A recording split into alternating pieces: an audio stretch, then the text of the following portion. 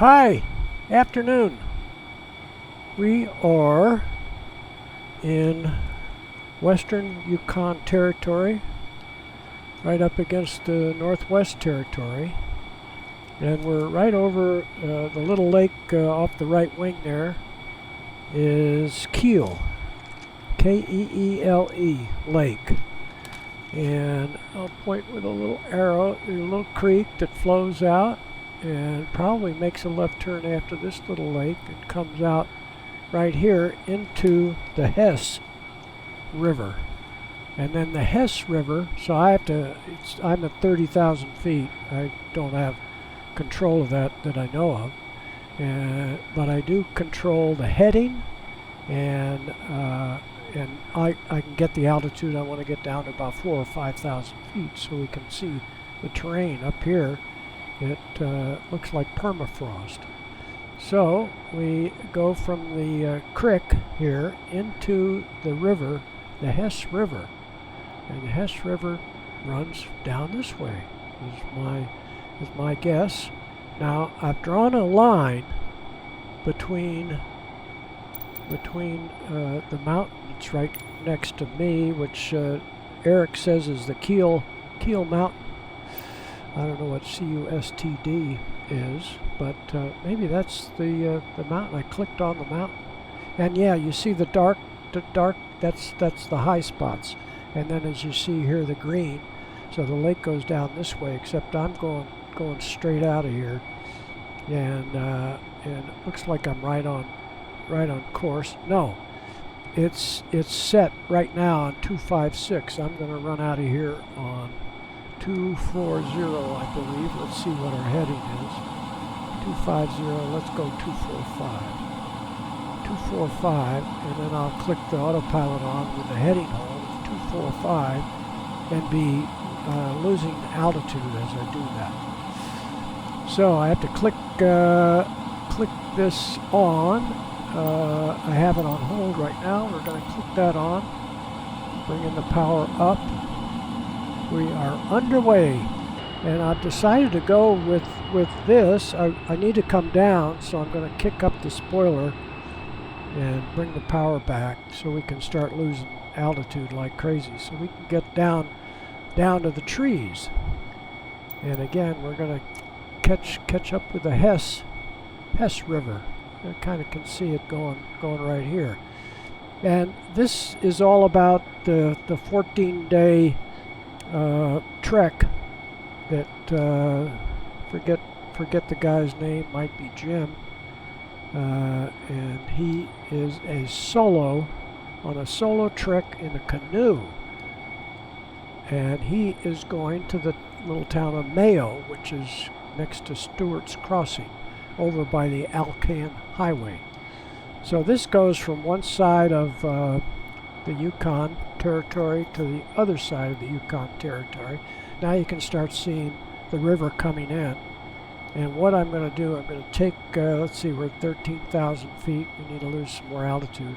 But let's just kick in the heading and the autopilot, and then when we get down to about 4,000 feet, I'll click on the and you can see we're already going from the direct course line up here in the upper right corner, and this I presume is the Hess River, and direct to Mayo is the red line above us. So I like this course where we're not trying to follow the river exactly. What we want to do is keep an eye on the direct course line so we don't get off course. Now I'm going to go back here. Now we're coming up to 8,500, so I'm going to kick the spoiler off, and now I can see the river. So you got to kick the autopilot off, and we'll kind of follow along the hills here. And what I kind of assume is this area is the Rockies continue north into Canada, is where we are. Continental Divide. And again, you can see the Hess River. Oop. I was off on. 7 Bravo Charlie, contact Edmonton Center on 134.65. We'll Good day. We'll get rid of him. Going to 134.65, 7 Bravo I'm Charlie. really not. Anyway, we're at 400. I did this in the turboprop, but it was too slow. I was under 200. I need to be up around 500. We're not going to turn on the afterburner, as far as I know. And let's get behind it here. And I think we kind of make a right turn up here.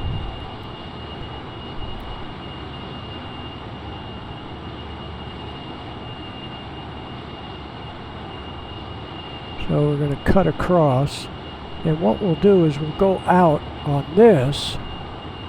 Yeah, there we go. So you can see how the river turns back north, and there's our direct course line to Mayo. And we'll continue to get down to about 4,000 to 5,000 feet. And we'll look at for the river, which is to our left. We'll come on around. There it is. There it is, right under us. Hi, Jim.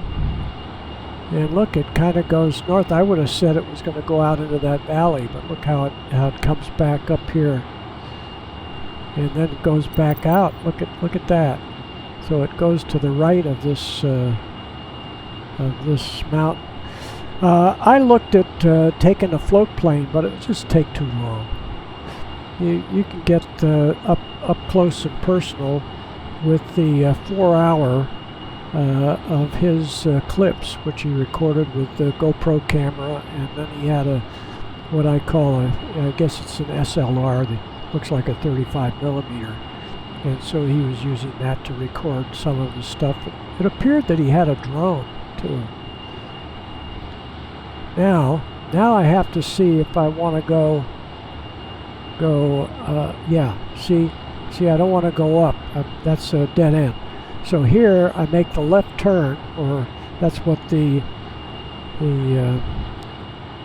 guy in the canoe, I think his name is Jim, I forget. I'll see if I can go back here at my mail. And, no, I don't see it.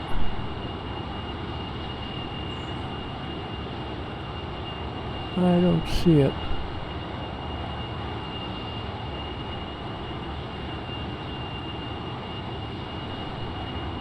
Whatever his name was, you'll see. I'll give you a copy of the. And I do want to get down lower.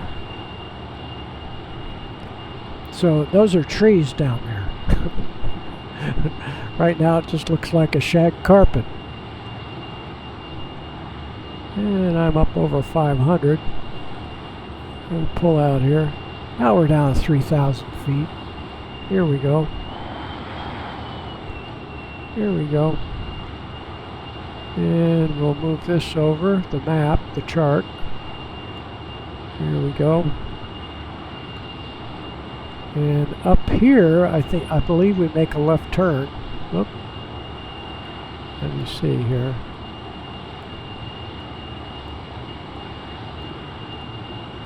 Yeah. Oop. Oh, and he talked about a forest fire, so that may have been where the forest fire was. I saw a little bit of smoldering that was going on. So that's what that was. Now I got to go back out. Here we go. And we go down again. Let's get this back. Yeah. So then we make a left turn. Look at, we're back up to 11,000 feet. We'll trim this thing down. Go back off the power. Anyway, you're getting an idea of the territory that this guy had to go through. And eventually we get out of the mountains. Okay, come up on the power.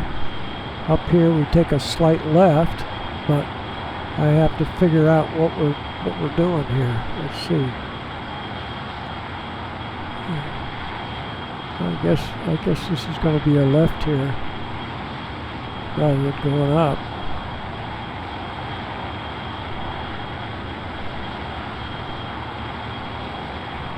Now we're down about 4,000 feet.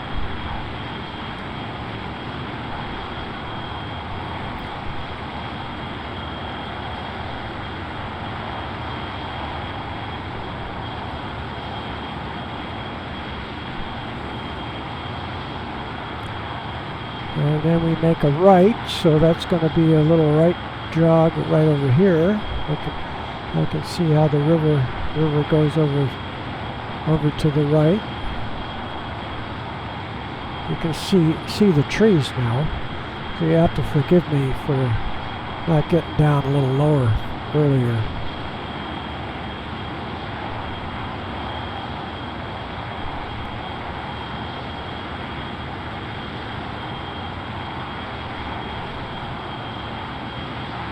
Okay, I have to move the chart over. Oops. And we're going to jog up a little bit. So I guess we're going to go along this little valley. Pretty area. I guess it gets all white and frozen in the wintertime. So we go straight on this valley. So we'll just look around a little bit. What things look like here.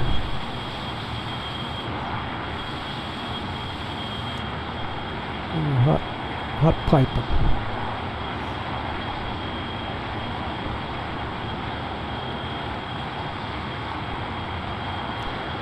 And a little canoe floats down the river. It's quite something. 4 hours of making that, editing, and all that he did. It's just amazing. This may be another area that burned. Right there. He did mention there was fire. I mean, I could you see smoldering. Don't see any flames. You just see smoldering. Okay, now I got to bring out the chart again so we don't get lost. There we go. And we'll get to the low point here. We'll start up. Well, we can go out and find the red line. See where the red line is? And now we're getting the river is wider, so I don't have to zoom in on this. And I don't recall him talking about the wide river, but we're more than halfway there at this point.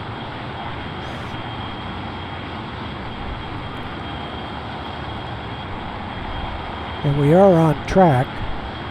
I'm not sure whether we've hit the Stewart. I think we're still on the Hess River, and right up here where we intersect the course line again, which we won't go all the way up there because we can cut across right here.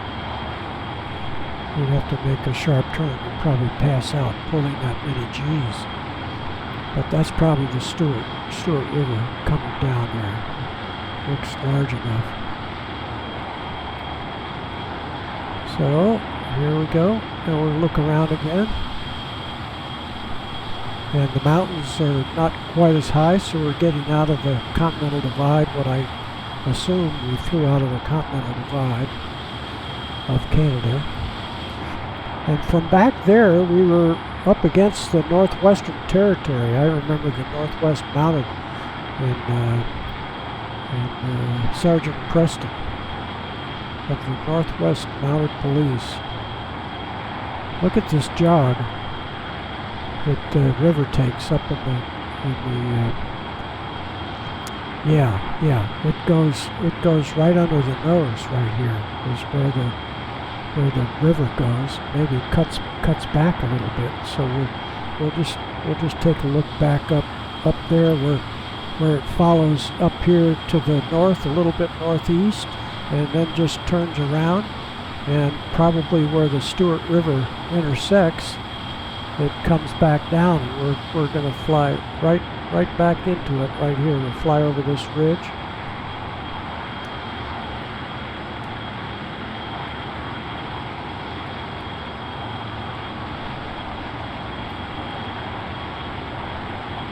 We'll have to let him go on his own up there. And right here you can start seeing the course of the river is starting to follow how we're going. Oop, getting down a little low here. Where are we? Yeah, 3,000. I'll do a little trim back. And we get in the flat area where the river meanders a little more. This was probably a little forest fire area over in there.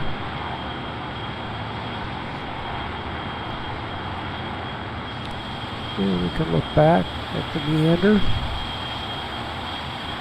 We're back toward the Continental Divide. It may not be called that in Canada, but anyway, back to straight ahead.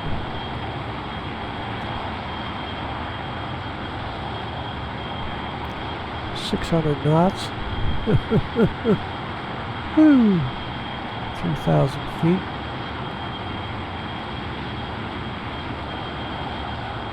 Okay, now I gotta pull up. See, there's another little jog up here that I recall. And we'll pull out on this. We're right on course on the meander. Does seem to turn a little bit left.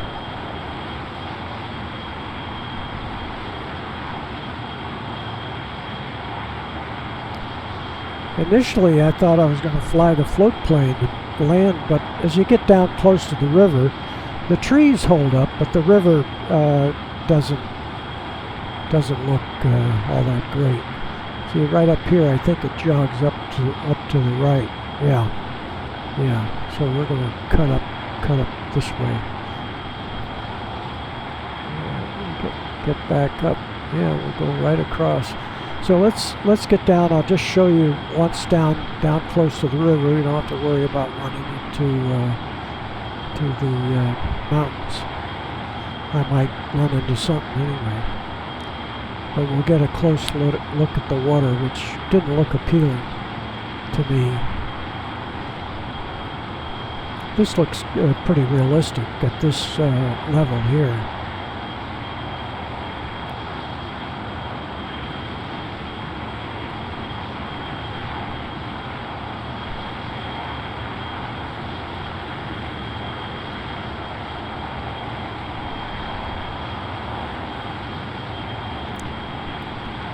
Pretty realistic at this level.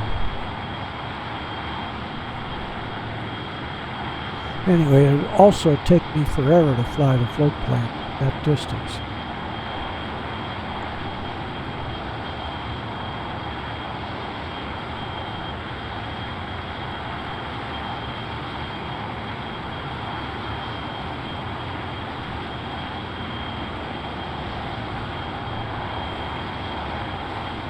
It doesn't look bad. When it was a little narrow river, the banks of the river looked more like straight lines. They didn't have any contour. This little area right here, where it's more lake-like, where the width of the river has a more realistic look. I still don't have time to fly the float plane this distance. There we go. We're getting close. Here we'll do a little flat hang on this little stretch right here.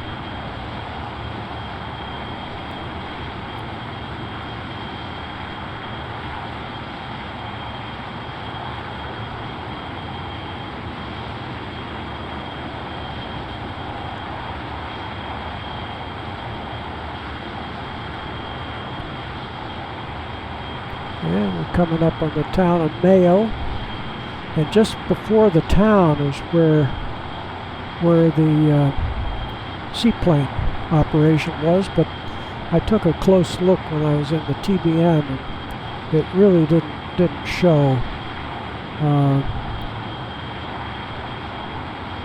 Didn't show there was just a little road there. And it might be just this next little spot right here. Yeah, right about there, right under the airplane, right at that point. And there's nothing there. And then you're going to see the town right there, the town of Mayo. Whoops. Oops, be careful. There's the town of Mayo. And we'll shut this down.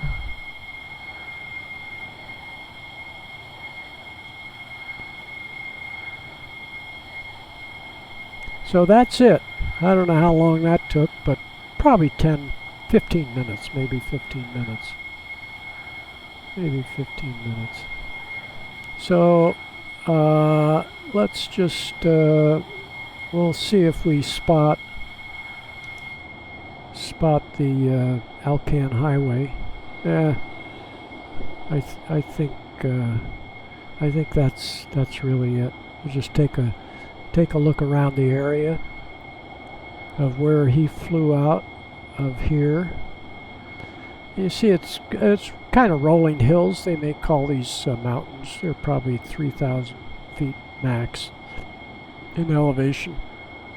And the Stewart River is really pretty big river.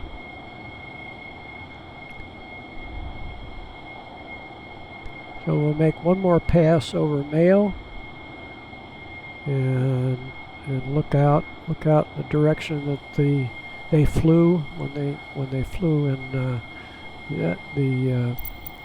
Otter, the de Havilland Otter. And we should see the line here.